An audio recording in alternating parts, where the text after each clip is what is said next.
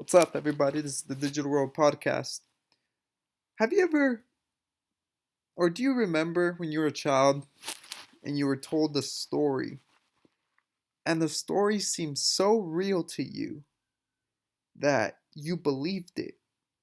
And it wasn't until you started getting older that you realized that this story, or what you have been told about this story, was completely false. It wasn't true. You felt kind of deceived. Well, I want to kind of apply that analogy to what's happening right now with the crypto market and Bitcoin. Now, Bitcoin is a good marketing campaign and it actually has provided the way for newer technological advancements in different cryptocurrencies. And while it is at the price it is at, I feel like the narrative around it isn't all truth. And what they're saying about it is in a sense just, well, they say it's a store of value, but there are so many technological flaws to it. And it's interesting because a lot of what Bitcoin has going for it is the price, really, and what they call store of value. But other than that, if you look at its mining pools and the energy consumption it has is really a detriment for it. And with the current state of climate change agendas, one's got to wonder what's going to happen. Now, Monica Long, the GM of RippleX, she is like she says here, on a mission to enable the internet of value. Now, she states something here like, let's read this. It says, with stats like these, Bitcoin energy consumption this year could equal all global data centers. Crypto market participants need to actively work together now to bring the green energy revolution. We can't just sit back and passively expect it to happen. Now, so there's a push. She's a influential person, of course, and there's definitely a push for many individuals, especially politicians, for a climate change agenda. Now, what she is referring to is, let me get it right here. See if I can find it right there. It's the energy usage of Bitcoin, and it can equal uh, the power used to keep up or maintain the world's data centers. Now that's crazy, and I really wonder if something happens where they call for a national climate emergency and Biden signs executive orders, what would happen to Bitcoin? What would happen? And it's not just that. We see also Bill Gates sounding the alarm on Bitcoin and its energy consumption. And why it says here, here's why crypto is bad for climate change. This is a Forbes article. Now let's look at what he says. He says Bitcoin uses more electricity per transaction than any other method known to mankind. And he calls himself a Bitcoin skeptic and adding that it's not a great climate thing. So the narrative is being set and it's fast approaching. And every day that passes by, it seems that Bitcoin's future seems inevitable.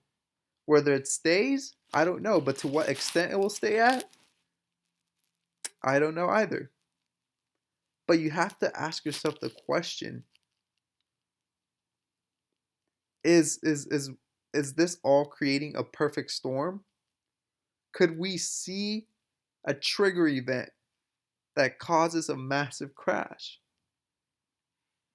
And in that massive crash, could there be a freeze in the markets?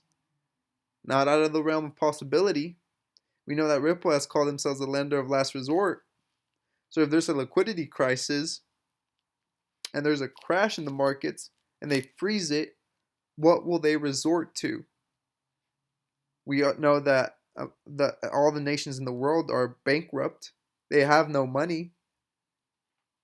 They're insolvent. So in order to fix that insolvency, who are they going to refer to? Who are they going to um, go to for help? Go ask for help. I wanted to show this video because I think Kevin O'Leary does says important things on here. I know he said that he's now invested in Bitcoin, but listen to what he has to say before he came out with the announcement that he was invested. Take a listen. Who monitor and work within the financial services multi-trillion-dollar global industry. Is this a nothing burger? It's not even a single cell amoeba. If you took all of the market cap of Bitcoin, totally irrelevant. I love to talk about it. You know, it's fun to watch it go up and down. But during the day when the bell rings, I don't talk to anybody that's worried about this. They do not put capital to work in Bitcoin. Maybe it's fun if you're an individual high net worth person that wants to just play with it. But the financial markets deal with regulators. And you can only operate within the confines of those rules. And so when we glorify something like this, it really has nothing to do with the financial markets that make the whole world work. And no institutional or sovereign fund investor I've ever talked to has said to me, go index all of the cryptocurrencies for me. And the reason they don't want to own that is they fear the regulator. And watch what happens one day. And I'm waiting for this one. I'm waiting for the day that one of these regulators comes down hard on Bitcoin. Grown men are going to weep when that. Grown men are going to weep.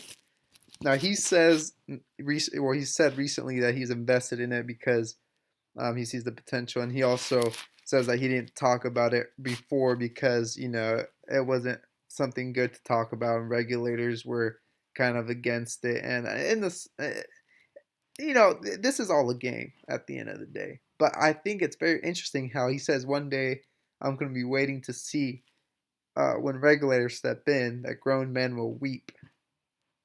Now, I'm not saying or forecasting anything. I'm just putting ideas out there to think about the narratives and what is being said. And are they preparing people with ideas? Because once the seed of an idea is planted, that's all they need. Could it be that they're, the powers that be are preparing individuals for something of that sort? And it could be under the guise of national climate emergency. I don't know. I hope this episode has brought you some value. Like and subscribe. This is the Digital World Podcast, and I'll see you in the next episode.